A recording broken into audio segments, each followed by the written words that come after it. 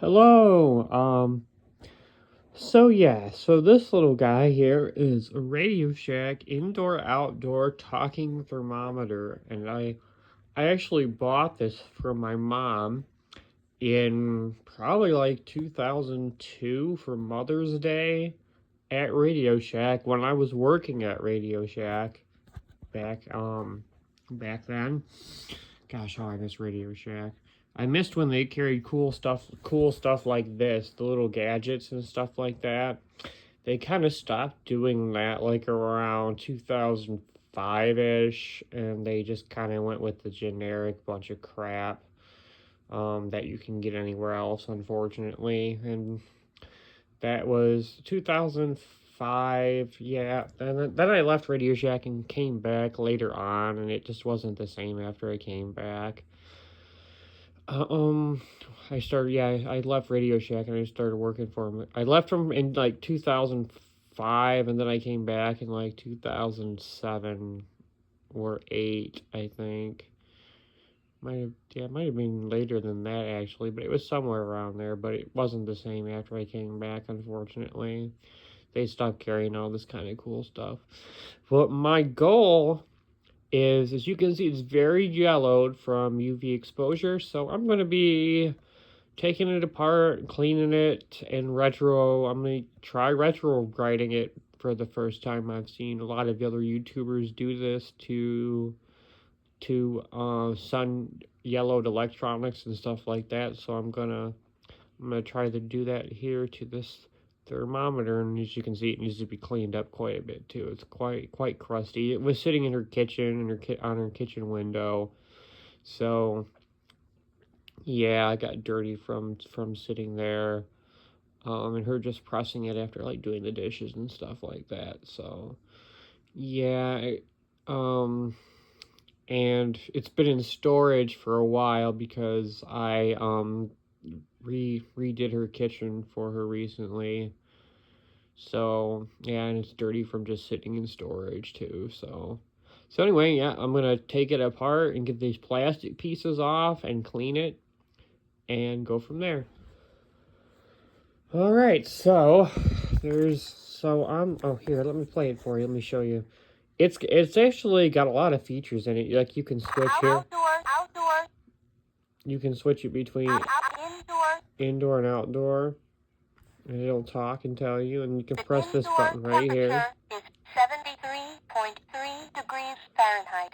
The outdoor temperature is 72.6 degrees Fahrenheit. So it'll tell you both the indoor and the outdoor temperature. And how it's not wireless or anything. This one, how it accomplishes that is it's got this insanely long cord and a temperature sensor here that's very sun damaged as well, but I'm not going to bother retrobriting this part of it. But here's the long cord that needs to be cleaned as well. That was sitting in a window, exposed to the rain, but that's okay.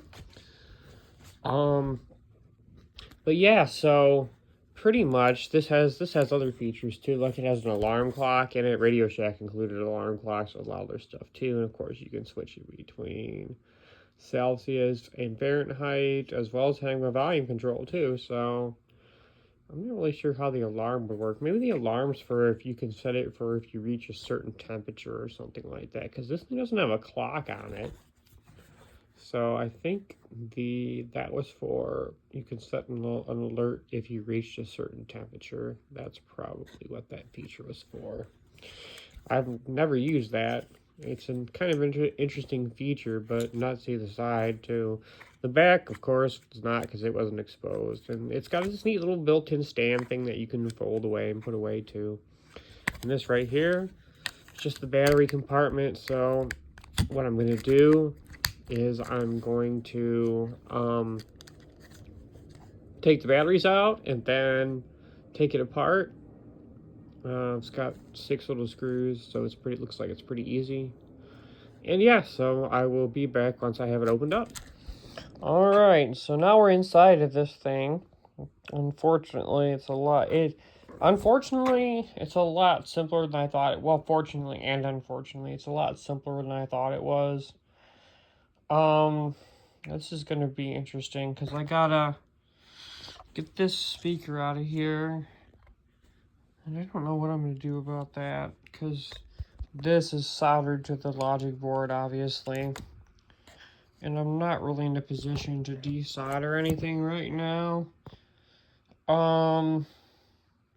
So I may have to see. The problem is that it's routed through the corner in the case here, and it comes out this little hole in the side of the case.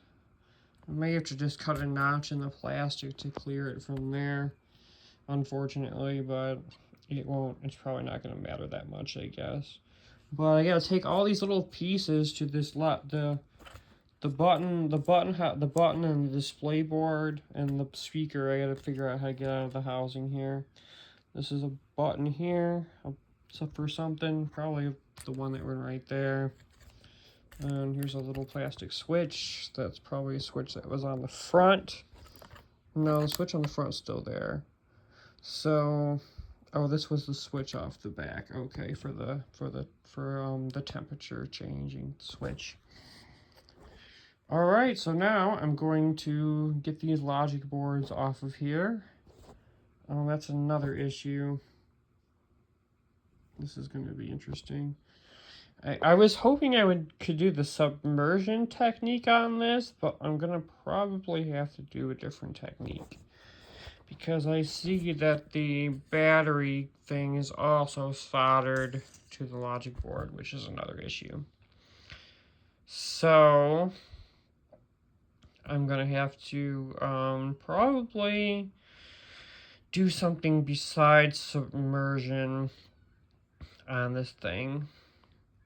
Alright, so I'm going to start getting these logic boards off and see where it leads me. Alright, so I pretty much got the logic board off.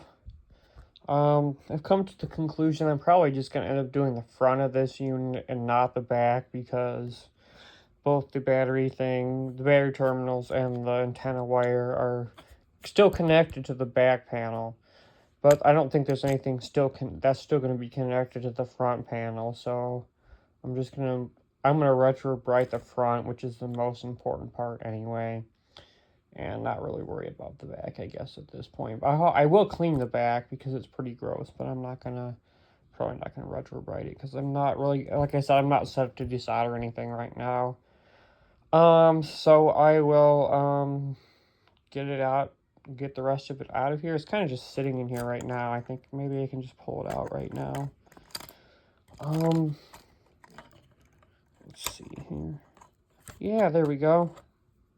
Okay, and here's the speaker and the button board and the main logic board up here. And there's a little temperature sensor for the front that sits in this little hole up here too that I took out. And so now there's just the button pads that I can easily remove. And that should be it. And I should be able to clean the front and start Retrobriting it. I'm probably going to start Retrobriting it tomorrow, actually, but I figured I would get started today with taking it apart today anyway.